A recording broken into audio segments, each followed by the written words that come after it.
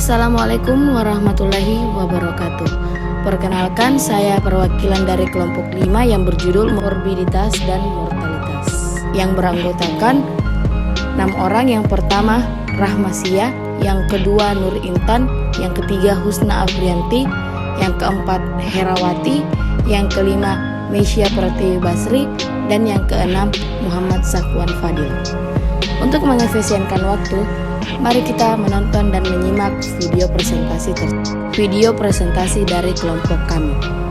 Assalamualaikum warahmatullahi wabarakatuh. Saya memaparkan materi pertama, yaitu mengenai tentang pengertian morbiditas dan mortalitas. Yang dimaksud morbiditas dalam arti sempit dimaksud sebagai peristiwa sakit atau kesakitan. Sedangkan dalam arti luas, morbiditas mempunyai pengertian yang jauh lebih kompleks, tidak saja terbatas pada statistik atau ukuran tentang peristiwa-peristiwa tersebut, tetapi juga faktor yang mempengaruhinya, determinant factors, seperti faktor sosial, ekonomi, dan budaya. Nah, sedangkan mortalitas adalah ukuran kematian rata-rata dari penduduk dalam suatu daerah atau wilayah tertentu. Secara sederhana, mortalitas merupakan jumlah kematian akibat penyakit tertentu maupun kematian alami. Dan adapun di sini perbedaan antara morbiditas dan mortalitas. Nah, mortalitas yang pertama itu sistem registrasi vital. Apabila sistem ini bekerja dengan baik, merupakan sumber data kematian yang ideal. Di sini kejadian kematian dilaporkan, dicatat segera setelah peristiwa kematian tersebut terjadi. Nah, yang kedua, sensus atau survei penduduk merupakan kegiatan sesaat yang bertujuan untuk mengumpulkan data penduduk termasuk pula data kematian. Berbeda dengan sistem registrasi vital, pada sensus atau survei kejadian kematian dicatat setelah sekian lama peristiwa kejadian itu terjadi. Nah, perbedaan morbiditas yang pertama rekam medis rumah sakit, yang kedua rekam medis sekolah, dan yang ketiga rekam medis personal alat bersenjata, dan yang keempat rekam medis surveillance kesehatan, dan yang kelima rekam medis pelayanan kesehatan maternal dan anak, dan yang keenam rekam medis pelayanan follow up pasien berpenyakit khusus atau cedera, cacat, dan lain-lain. Assalamualaikum warahmatullahi wabarakatuh. Perkenalkan, nama saya Herawati dari jurusan Ilmu Ekonomi dengan NIM 90300119446. Di sini saya akan melanjutkan materi yaitu ukuran morbiditas dan mortalitas, yaitu angka atau rate yang merupakan suatu ukuran yang menunjukkan terjadinya suatu kejadian, misalnya kematian, kelahiran, dan sakit dalam suatu periode tertentu. Rasio merupakan suatu ukuran yang menyatakan hasil perbandingan antar dua angka. Sebagai contoh adalah rasio antara bayi lahir mati dan bayi lahir hidup. Yang kedua, konsep person years life. Konsep person years life yaitu jumlah orang yang mempunyai risiko mengalami suatu kejadian demografi atau kematian, melahirkan, dan migrasi. Diterjemahkan sebagai tahun orang hidup karena sulit mendapatkan data yang akurat. Tahun orang hidup perkiraan dengan menggunakan asumsi bahwa jumlah kematian atau jumlah kelahiran atau jumlah orang yang berpindah masuk atau keluar adalah sama antara dan sesudah pertengahan periode. Sekian dan terima kasih. Assalamualaikum warahmatullahi wabarakatuh. Saya Husna Afrianti dengan NIM 90311 9045. Di sini saya akan memaparkan mengenai ukuran dasar mortalitas atau ukuran kematian, di mana terdapat 8 ukuran dasar mortalitas atau ukuran kematian. Yang pertama, angka kematian kasar. Angka kematian kasar adalah angka yang menunjukkan banyaknya kematian per 1000 penduduk pada tahun tertentu dan di suatu wilayah tertentu. Angka kematian kasar ini disebut kasar karena tidak memperhitungkan tentang usia, jenis kelamin, dan variabel lainnya. Adapun rumusnya yaitu CDR sama dengan D per P dikali K. D yaitu jumlah kematian pada tahun tertentu, P yaitu jumlah penduduk pada pertengahan tahun tertentu, K yaitu bilangan konstan 1000. Yang kedua yaitu angka kematian umur tertentu. Angka kematian umur tertentu adalah jumlah kematian yang terjadi pada kelompok umur tertentu per 1000 penduduk kelompok umur tersebut pada tahun tertentu. Adapun rumusnya, ASDR sama dengan DX per PX dikali K.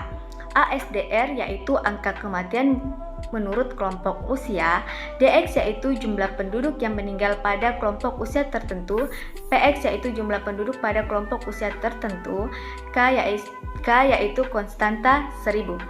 Dengan menggunakan ukuran ini dapat dilakukan perbandingan tingkat kematian untuk kelompok umur yang berbeda. Yang ketiga yaitu angka kematian bayi. Angka kematian bayi adalah jumlah kematian bayi di bawah 1 tahun per 1000 kelahiran dalam tahun tertentu. Adapun rumusnya IMR sama dengan D0 per D dikali K. IMR yaitu angka kematian, D0 yaitu jumlah kematian bayi berusia kurang dari 1 tahun pada tahun tertentu, B yaitu jumlah kelahiran hidup pada tahun tertentu, K yaitu konstanta 1000. Angka kematian bayi merupakan salah satu indikator paling penting dalam menentukan tingkat kesehatan masyarakat. Angka ini sangat sensitif terhadap perubahan tingkat kesehatan dan kesejahteraan masyarakat. Yang keempat, angka kematian maternal. Angka kematian maternal adalah jumlah kematian wanita yang disebabkan oleh komplikasi kehamilan dan kelahiran anak per 100.000 kelahiran hidup pada tahun tertentu. Adapun rumusnya, MMR sama dengan jumlah kematian. Yang kelima yaitu angka kematian menurut penyebab. Angka kematian menurut penyebab dinyatakan dalam banyaknya kematian untuk suatu sebab tertentu per 100.000 penduduk. Contohnya, jumlah kematian karena kanker per jumlah penduduk dikali K. Yang keenam yaitu case fatality rate. Case fatality rate yaitu kematian penderita selama satu periode karena penyakit tertentu per jumlah penderita penyakit tersebut yang mempunyai resiko mati pada periode yang sama. Contohnya, jumlah kematian karena kanker per jumlah penderita kanker dikali K. Angka kematian lebih sering digunakan untuk mengukur status kesehatan. Yang ketujuh yaitu proporsi kematian karena sebab tertentu. Proporsi kematian karena sebab tertentu adalah jumlah kematian yang disebabkan oleh sebab atau penyakit tertentu dibandingkan dengan jumlah seluruh kematian. Adapun rumusnya yaitu PDSC sama dengan jumlah kematian karena sebab tertentu pada tahun tertentu per jumlah seluruh kematian pada tahun tertentu dikali K. Yang terakhir, yang ke-8 yaitu angka harapan hidup. Angka harapan hidup adalah perkiraan rata-rata tambahan umur seseorang yang diharapkan dapat terus hidup. Biasanya AHH disebut terpisah menurut jenis kelamin, umur sekarang, dan suku atau ras. Bismillahirrahmanirrahim. Assalamualaikum warahmatullahi wabarakatuh. Perkenalkan, nama saya Muhammad Zakwan Fadil dari jurusan Pengembangan Masyarakat Islam. Langsung saja, ukuran dasar morbiditas. Adapun yang pertama, incidence rate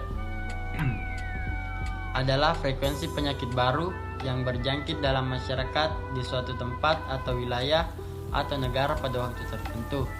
Rumusnya IR sama dengan jumlah penyakit baru dibagi jumlah populasi berisiko dikali K. Kemudian attack rate adalah jumlah kasus baru penyakit dalam waktu wabah yang berjangkit dalam masyarakat di suatu tempat atau wilayah atau negara pada waktu tertentu. Rumusnya yaitu AR sama dengan jumlah penyakit baru dibagi jumlah populasi beresiko dalam kurung dalam waktu wabah berlangsung dikali K.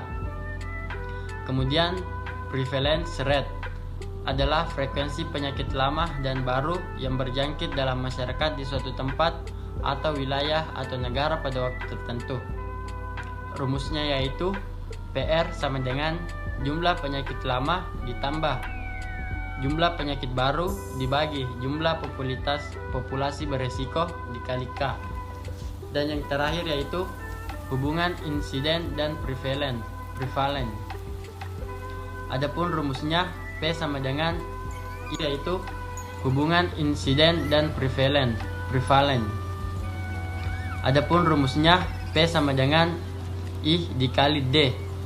Rumus di atas berlaku jika nilai I dalam waktu yang cukup lama bersifat konstan. Lama berlangsungnya penyakit bersifat stabil. Selanjutnya, standarisasi morbiditas dan mortalitas. Standarisasi dilakukan untuk menyingkirkan atau mengendalikan pengaruh berbagai variabel pada pengukuran angka kematian. Cara standarisasi ada dua, yaitu yang pertama standarisasi langsung dan yang kedua standarisasi tidak langsung. Assalamualaikum warahmatullahi wabarakatuh. Perkenalkan, nama saya Rahmasia dari kelas Ilmu Ekonomi A dengan NIM 90300119019. Standarisasi langsung. Standarisasi langsung terbagi menjadi dua. Yang pertama untuk populasi standar. Nah, di sini terbagi dua. Yang pertama jumlah penduduk berdasarkan kelompok umur, yang kedua jumlah penduduk seluruhnya. Yang kedua untuk populasi yang distandarisasi. Yang bagian pertama jumlah penduduk berdasarkan kelompok umur, yang kedua jumlah kematian berdasarkan umur. Selain itu, populasi standar dan populasi yang akan distandarisasi juga harus diketahui CDR-nya. Nah, kita masuk di standarisasi tidak langsung. Terbagi menjadi dua. Yang bagian A, populasi standar diketahui. Yang pertama ASDR-nya, yang kedua CDR-nya. Bagian B, populasi yang akan distandarisasi diketahui. Yang pertama jumlah penduduk menurut kelompok umur, yang kedua jumlah kematian seluruhnya atau sesungguhnya, yang terakhir CDR-nya. Selanjutnya yaitu angka kematian di Indonesia. Bisa kita lihat pada kurva di sebelah kiri. Berdasarkan data Kementerian Kesehatan Republik Indonesia, secara umum terjadi penurunan kematian ibu. Pada tahun 1991, angka kematian ibu di Indonesia yaitu 390 per 100.000 kelahiran hidup dan menurun menjadi 334 per 100.000 kelahiran hidup pada tahun 1997. Sedangkan SKRT yang dilakukan pada tahun 2012, angka kematian material kembali mengalami peningkatan yaitu sebesar 359 per 100.000 kelahiran hidup, dan di SDKI 2015 angka kematian material menjadi sebesar 305 per 100.000 kelahiran hidup. Selama periode 1991 sampai dengan 2015 dari 390 menjadi 305 per 100.000 kelahiran hidup. Assalamualaikum warahmatullahi wabarakatuh. Perkenalkan, nama saya Misya Pratiwi Basri dari jurusan Pengembangan Masyarakat Islam kelas A dengan NIM 503001202. Saya akan melanjutkan pemaparan materi dari kelompok saya. Dilihat dari kurva di samping, upaya kesehatan anak telah menunjukkan hasil yang baik terlihat dari angka kematian anak dari tahun ke tahun yang menunjukkan penurunan. Hasil Survei Demografi dan Kesehatan Indonesia atau SDKI tahun 2017 menunjukkan AKN sebesar 15 per 1000 kelahiran hidup, AKB 24 per 1000 kelahiran hidup, dan AKBA 32 per 1000 kelahiran hidup. Angka kematian balita telah mencapai target pembangunan berkelanjutan atau TPB per SDGs 2030 yaitu sebesar 25 per 1000 kelahiran hidup, dan diharapkan AKN juga dapat mencapai target yaitu 12 per 1000 kelahiran hidup. Studi empiris telah banyak dilakukan. Salah satunya adalah studi yang dilakukan oleh Wayang Santiasa 1988. Hasil studi tersebut menunjukkan bahwa faktor usia melahirkan, faktor urutan melahirkan, faktor kelahiran, faktor perilaku pra dan pasca persalinan merupakan 4 faktor dominan yang berpengaruh terhadap kematian balita. Keempat faktor ini merupakan pencerminan dari faktor sosiodemografi yang mendedikasikan para wanita secara individual. Dalam studi tersebut juga disimpulkan 2 hal sebagai berikut.